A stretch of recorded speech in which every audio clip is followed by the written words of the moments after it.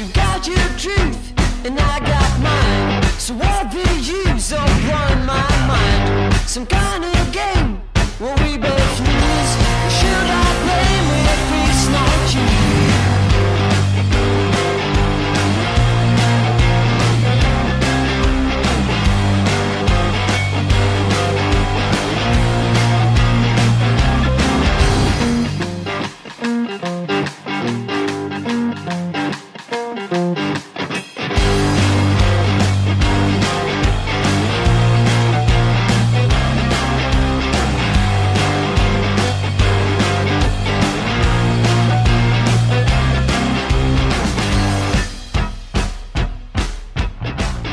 Welcome back in Aalsmeer at Kempers Watersport.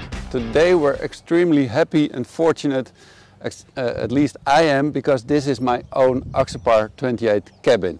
2020 model with a nice Mercury 400 Verado.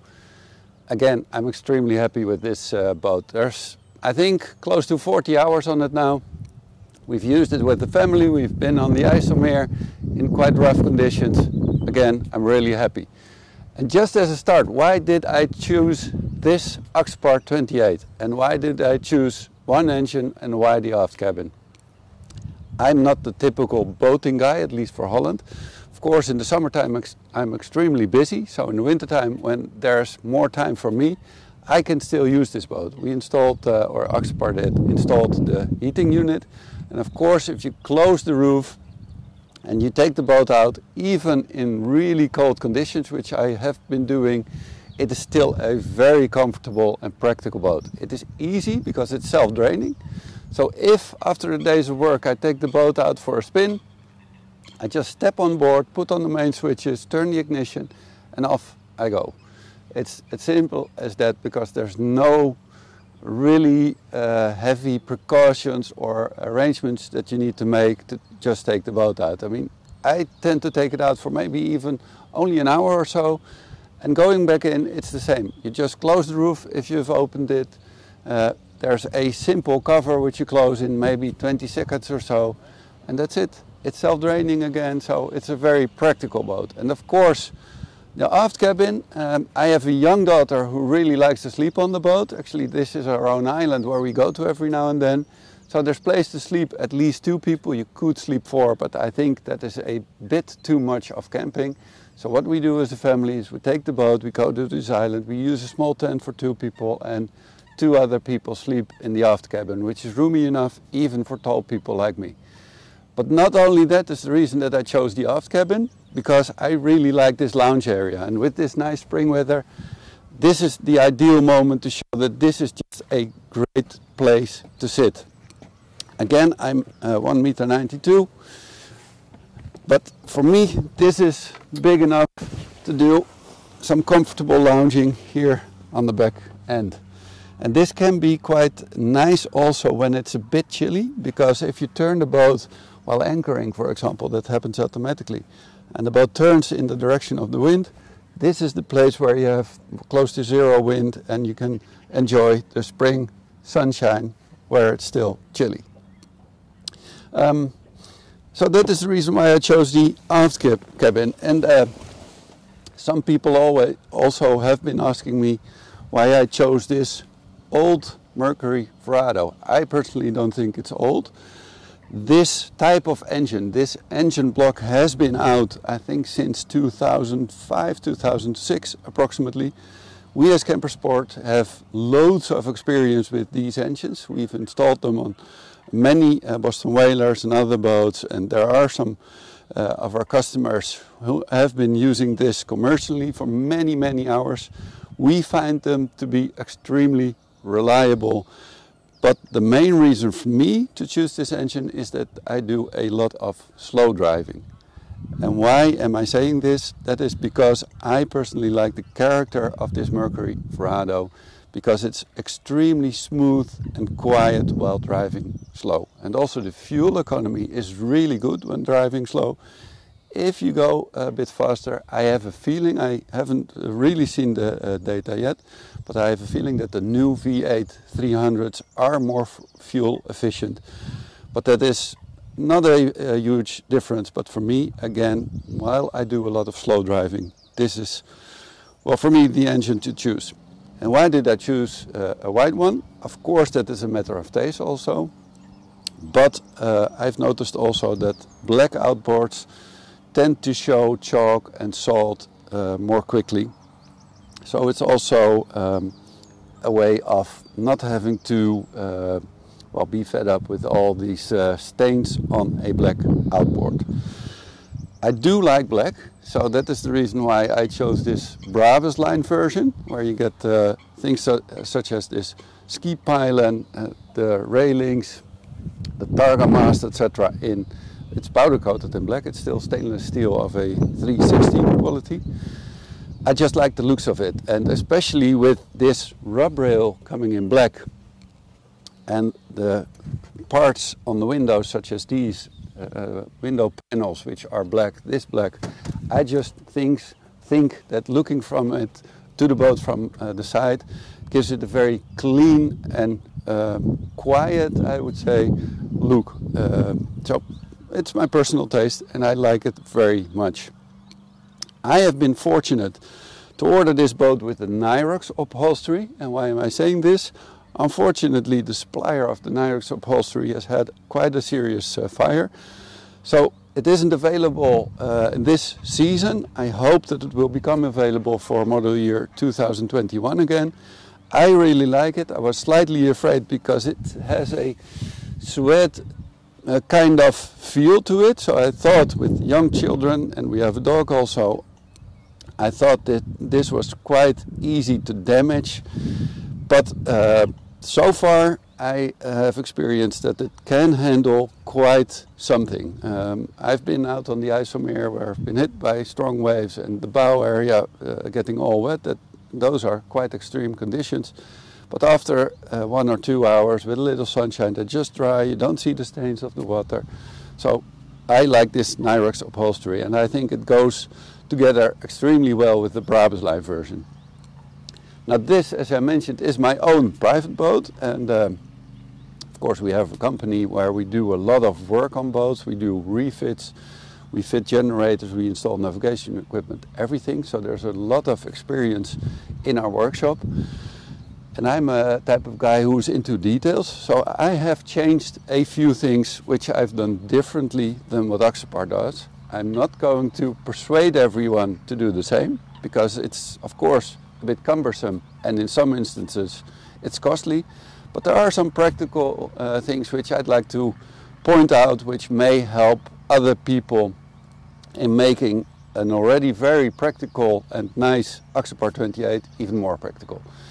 And starting here at the aft section, you can order a cover from Axopar, which is in red. Not everybody likes the red. I think it is a marketing thing also. I think black goes well together with this boat. So there is another reason why I wanted to replace this. But while we were replacing it, I chose to have it in black, and the same goes for the bow cover. And why did I do this differently? That is because if you choose the Axopar cover, again, my boat is out in the winter time many times also, and I don't like having to take away the cushions every time. And of course the cover does protect the cushions, but I found that if you leave the boat outside with the Axopar cover for longer periods, especially when you have winds coming from the aft, there's always a bit of water going in here. The purpose of this is that you take it away, put it in the aft cabin, for example, for longer periods. But again, if you put the cover on, some water goes in and the cushions get wet in longer periods. And of course that doesn't help. So what I did is install this small piece where you slide in the cover and you can cover it like you're used to. So you don't have to take this off. There's also a bit of ventilation because of course this is a void area, so there's a bit of ventilation. Disadvantage being that you cannot sit on it when the cover is on really, because there's again this area here goes like this. But that is the reason why I had this. And another thing I did is this roof cover, which you use when you have the boat in the marina and you leave the boat. What I did, let me just roll it out quickly. You can maybe already notice that I'm rolling this out easily, and that is because there's a sail button inside here at the end. So because I do take this boat out every now and then being alone, and I want to be able to roll this up like this. So that's why I installed the sail button. So I can do this all by myself, roll it up. I have to do this because of course we're taking the boat out later on also. And there's two of these so that it stays here while driving, and even on high speeds, because I'm leaving this like it is for now, and I know it will be going around 80 kilometers an hour plus later on, and this can stay just like it is. Let me strap it a bit. So that's the reason why I changed this. And another cover I changed is the one here in the bow area, and that was actually the most important reason for me to change the covers. And why?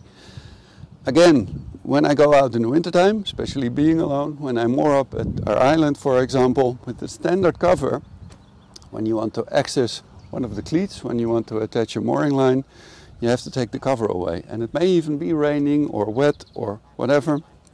So that's not always very practical. So I installed a new one, which extends slightly further than the Axopar one, also covering this area slightly better. But the main reason again was for me to install a zipper here, so that I can open up the zipper, go forward, place the mooring lines and close it up again, and I'm done.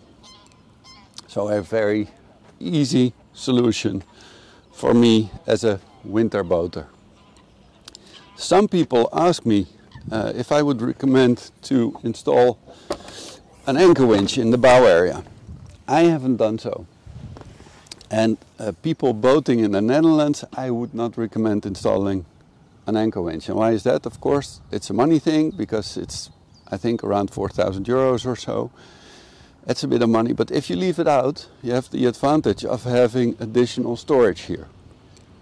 And also, in the Netherlands, average depth in lakes, lake areas such as this is maybe 3-4 meters. Even the IJsselmeer is, I think, maximum 5 meters or so. So just a simple anchor with the line, maybe some lead in the line, is sufficient. And again, the advantage is that you still have a lot of place to store things, such as this. This is something else we installed. And why am I taking this out? This is because I installed a deck wash pump. And it's just a matter of plugging it in on the side here. Well, I won't do it at this moment, but there's a deck wash pump below here. I'll quickly open up the hatch so that water is pumped from the lake. Of course, we have fresh water in this area. Water is pumped from the lake, and I can clean my boat really easily, just like that. And I like clean boats. I always say I cannot take my boat out when it's not clean, so it is a thing for me, and it's even for me a bit relaxing when I take my boat out, and after a few hundred meters outside the marina I drop the anchor, clean my boat first, and then I take the boat out, and it's nice and clean.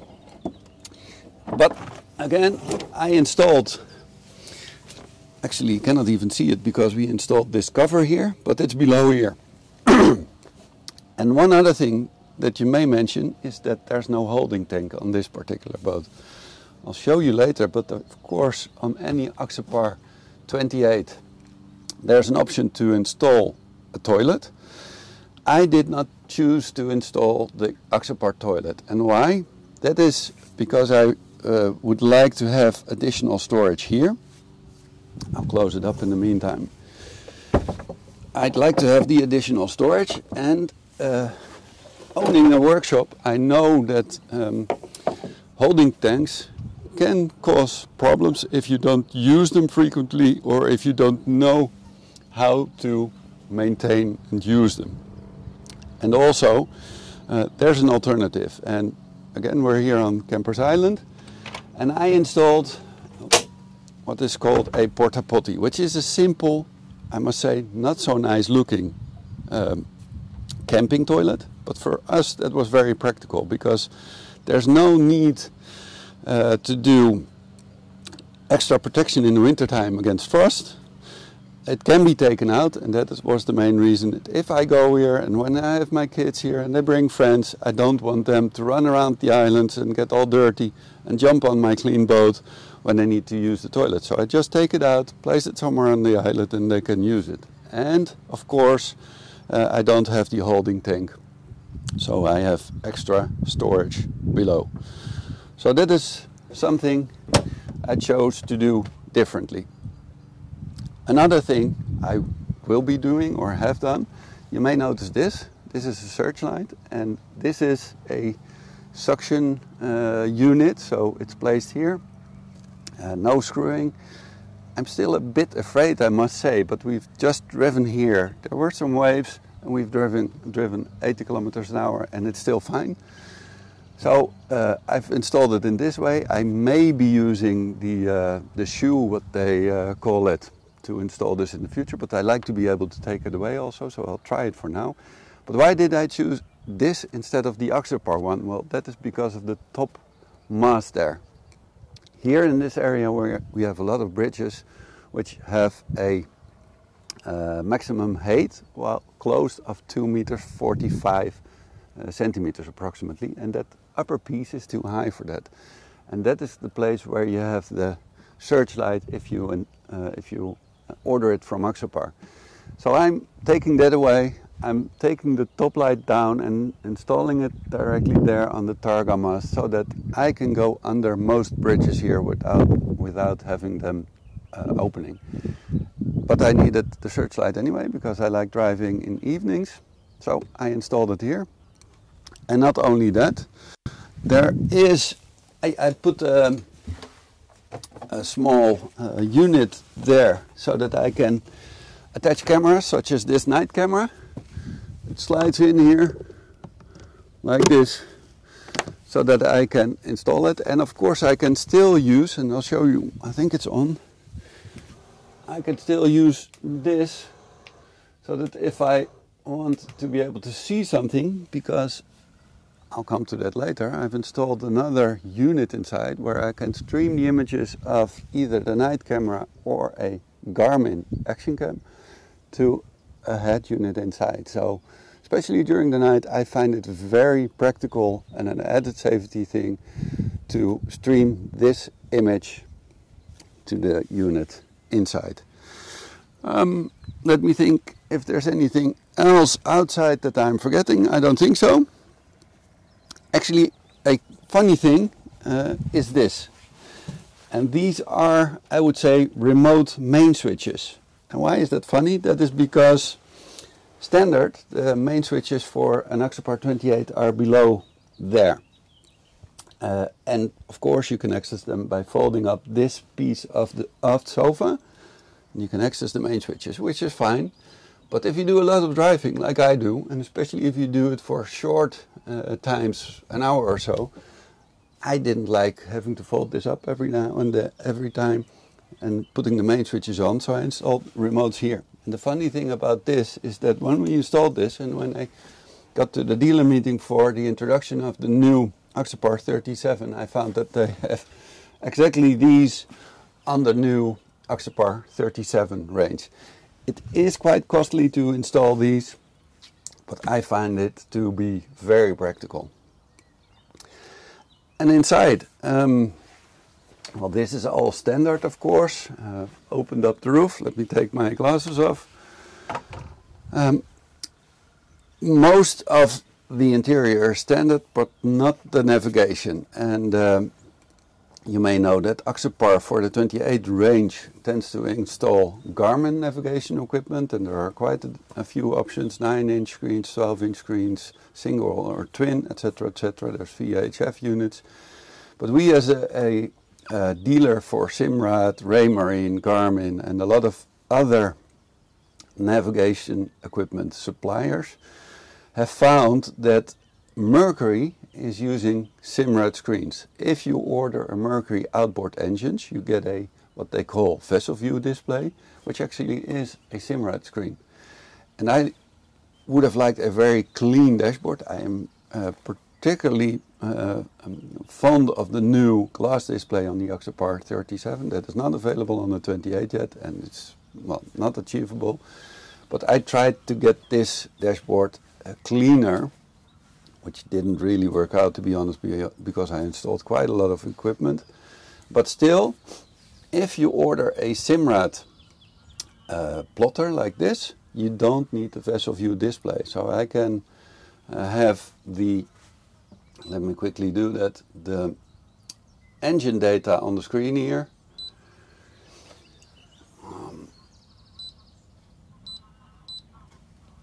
Like this. Let me take away the autopilot, like this. Or I can have a chart, or well, any kind of thing. I also installed the special echo sounder. Actually, the water is getting warmer. It was around 10 degrees a few days ago. But I really like this. And why do I like this? Again, because I don't need the vessel view display, and I also really like the displays of Simrad. It's quite a bit more expensive than installing the Garmin unit, because the good thing with anything with Axopar is that it's rationalized, done in a way that all is very efficient and affordable. This is a custom made thing, which makes it more costly, but I really like it. I installed this extra small display especially to be able to have different data at the same time. So I tend to use this when I use the autopilot, which we installed. There's an autopilot control here, and of course these are the trim tabs and the valve thruster. There's a VHF from Simrad, also with AIS, which makes it very nice because you can actually see the data of other boats. I'll come to that later. I don't see any. I think there's one here. Another boat with AIS installed. And you may wonder about this unit. This actually is a bit of a gamble. I own an old Range Rover, wanted to replace the navigation equipment, have been searching a long time and installed this, which is a Dasaita something, 10-inch. Was a bit of a gamble. It's not very expensive, but I found it to be very useful in my car, and I thought, well, why don't I do it in my boat as well? And I am extremely happy with this, because it is something. Let me try and sorry. I think I can make the screen brighter.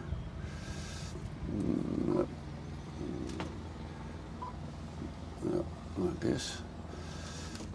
This layout I installed myself, and this, for example, is a really affordable rear view camera, which is very practical and useful. And of course you can do lots of other things like maps, hands-free calling, Facebook. This is my Deezer is something like Spotify, YouTube, all kinds of apps that I have installed. And here you may notice Psionics and Verb. Verb is the software that can be used in combination with the Garmin Action Cam, which is very nice because you can turn it on, you can turn it off, all kinds of things. And the same applies to this Psionics app, which is Psionics is the night view camera, which I placed just now. And you can actually stream the images from the night camera onto this display, which is extremely useful and is an added safety. You may notice that I installed Mercury Vessel View, but I didn't get that to work. I'm still working on that. I do like the Mercury Vessel View option, which of course I have the app on my mobile, so you can access the service history, any faults that were in the engine hours, a lot of things you can do. So a really nice solution. What I also like, by the way, about this Simrad is this 3D setup. I invested in the Platinum Plus charge from Navionics, and I would recommend everyone doing this, because then you can have this overlay, as you can see, of a satellite image, and you can choose to have it both on land and water. I tend to do that only on land because it makes it a lot clearer. As you can see, if I zoom out, it switches to a 2D more or less. This is where we're at now. This is the Westeinde Lake. But I really find this to be very practical. I came home from Amsterdam the other week, driving during the night. This is just very useful when you drive on an area such as the IJ, which is the north of Amsterdam, a very busy, crowded area. And just for your orientation, this works extremely well. These rectangulars, by the way, are AIS vessels, which means that you can access the data and see the speed, the course, and a lot of other things. And this can all be customized in any way you want it to. I did it like this. I tend to want to know what the oil temperature of the engine is, because this is very important if you want to be able to use your engine for many, many years. You want to heat it up properly before speeding up. And the oil temperature, not the coolant temperature, but the oil temperature is, to me, important. But of course you can do a lot of other things. There's Mercury Active Trim, sorry, that's this one. Mercury Active Trim installed on this boat also. I like it. At first I thought I can do it with my thumb like I'm used to. Why would I need to invest money doing so? Well, I can simply do this, but I have found it to be very useful, very comfortable, because it's just another thing that you don't have to think about, and you can just look around without having to worry about trimming the engine. And I also installed the autopilot unit, and not only that, I have a remote, which is here. By the way, you see me picking it up, but I use these, which are simple magnets for my phone and for this, and also for the remote, which is wireless, of the searchlight. A very practical thing, especially because I intend to also install a wireless man overboard system from Mercury. Unfortunately, it's not available yet here in the Netherlands, but I really like the First Mate, which is, I think it was introduced in Düsseldorf last January, which more or less works like a, well, watch, I would say. You put it around your wrist, and when you fall in the water, the engine shuts off and there's an alarm going out. And why this?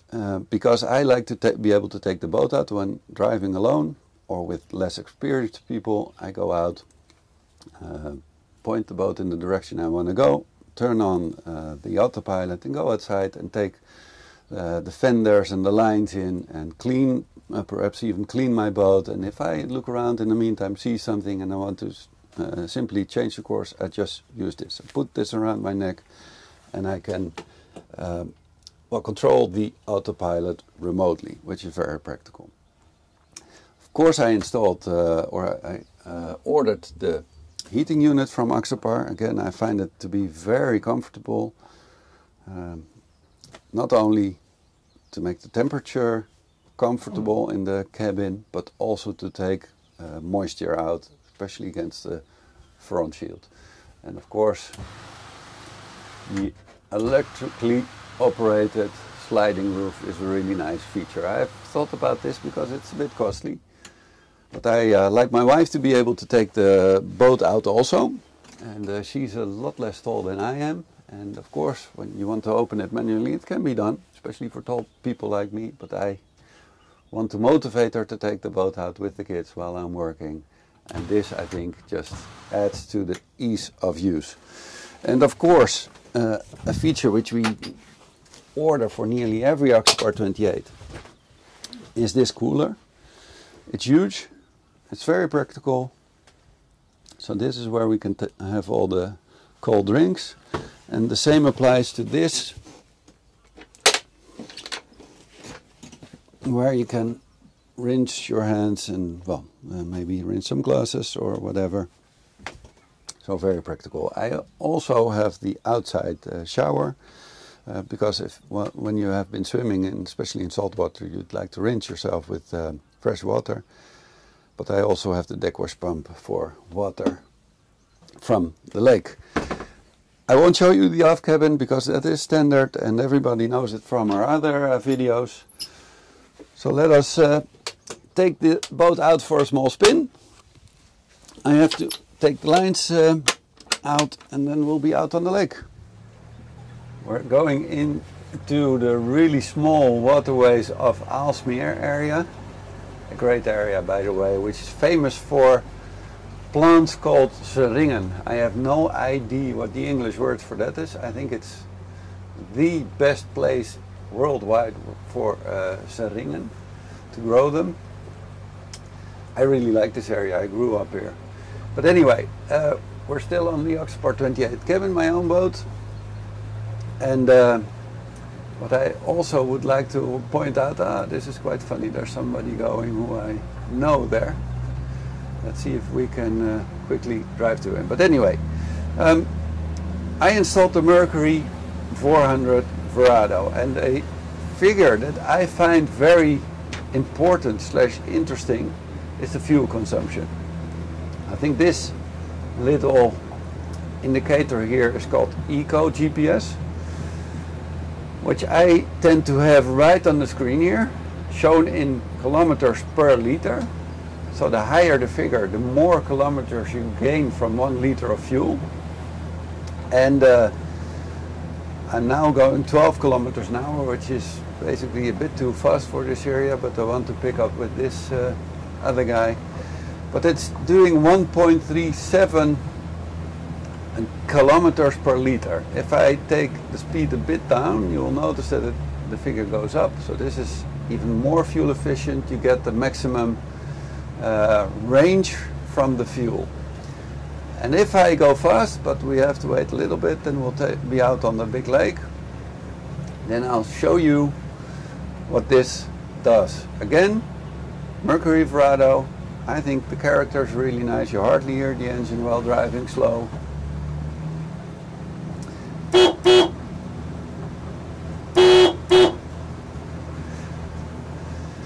You hardly hear the engine while driving slow, but also the fuel consumption is, my belief, is really good. And I'll show you the figures a few moments later when we speed up, but we'll have to go to the bigger lake first. I've only engaged the engine just now. We're doing 4.8 kilometers an hour and close to 2 even kilometers per liter. This is not a really honest figure because we have the wind coming from the back, but still, if you go really slow, of course the fuel efficiency is really good, but this is way too slow for practical driving. But if I pick up the speed slightly, the area which we were just now, the maximum speed there is even 6 kilometers an hour. Let me try and achieve that speed. But you get the idea, I think. I mean, it's now 1.67 kilometers per liter. But what you're probably most interested in is the figure when planing. So let me take her up to speed. Still really happy and impressed with the way this Mercury Verado behaves. I'm doing this gently because of the camera. You see, while accelerating, this is a lot less efficient, which is very obvious. To my surprise, I have found I used to drive most boats by taking the boat up to plane and taking the speed down so that you were going slightly above the planing threshold. And I always had the assumption that that was the most economic speed. But to my surprise, with this boat, but with other boats such as the new Axopar 37, you see now that this is doing 0.98 kilometers per liter. But if I pick up the speed, we're now doing 40 kilometers an hour. You'll see that it hardly changes. So you can have a really high cruising speed and get the maximum range. Let me take it down slightly. 53 kilometers an hour, and you see it's still around 1 kilometer per liter. Even close to 55 kilometers an hour, which is really fast as a cruising speed. 1.02. Really good figure. And of course, this being 400 horsepower. There's still lots of speed left. We haven't been testing many different propellers, and we got her up to 88 kilometers an hour maximum. We're not fully loaded, and I think you could gain maybe even more than 90 kilometers an hour, which is around 50 knots. We have not taken the effort of doing all this testing with many different propellers. 83 kilometers an hour, still increasing. I don't have enough room here, but 85 it can do when I have more place. And again, I really like taking short corners. I have to be careful of the camera. Oh, there's a big bird here, careful.